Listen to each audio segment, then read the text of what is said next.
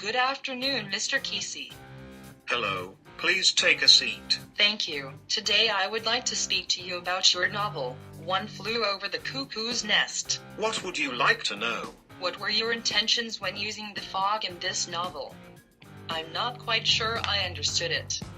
Would you elaborate? Well, in the book I used the fog as a way to show how the patients were being kept from reality and the truth. The fog is a hallucination that is brought on by the medicine that the patients take.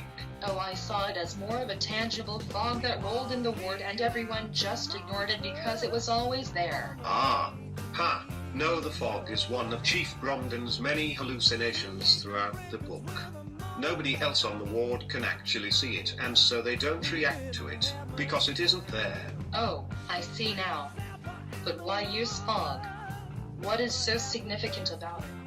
I used the fog essentially because it relates back to Chief's days in the army when they used to hide the airstrips from enemy bombers by covering the airstrip in a thick fog, directly relating as it was used to cover up and hide the truth and reality. Okay, so what is the point or purpose of the fog in your book? In the book, the patients are said to be hiding in the fog at times. This is a depiction of them trying to hide from new ideas and showing them trying to go to some place safe. As Chief says, you had a choice. You could either strain and look at things that appeared in front of you in the fog, painful as it might be, or you could relax and lose yourself. I noticed that the fog got heavier during the meetings. Why is that? That has to do with McMurphy.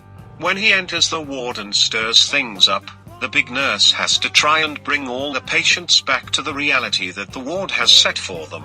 That is when Chief begins to see a heavier fog on the ward. Oh, I get it. So Chief begins to see the fog when things are revealed to be lies and falsities? Precisely. Chief experiences the fog after the ward starts to be revealed as what it really is. The fog then starts to disappear because he is finally believing the things that McMurphy is saying about the ward and the big nurse. So Chief is no longer kept from the truth. As Chief says in the novel, I was seeing lots of things different. I figured the fog machine had broke down in the walls when they turned it up too high for that meeting on Friday. So now they weren't able to circulate fog and gas and foul up the way things looked. That is everything I have on the fog. Do you have any more questions? No, I think I have everything I need. Thank you for your time, Mr. Kesey. Before you go, may I ask you, you see all of this too, right? All of what, Mr. Kesey? Never mind. Made by Zachary, Slagenweit. And Kaitlin Chermak. Thanks for watching.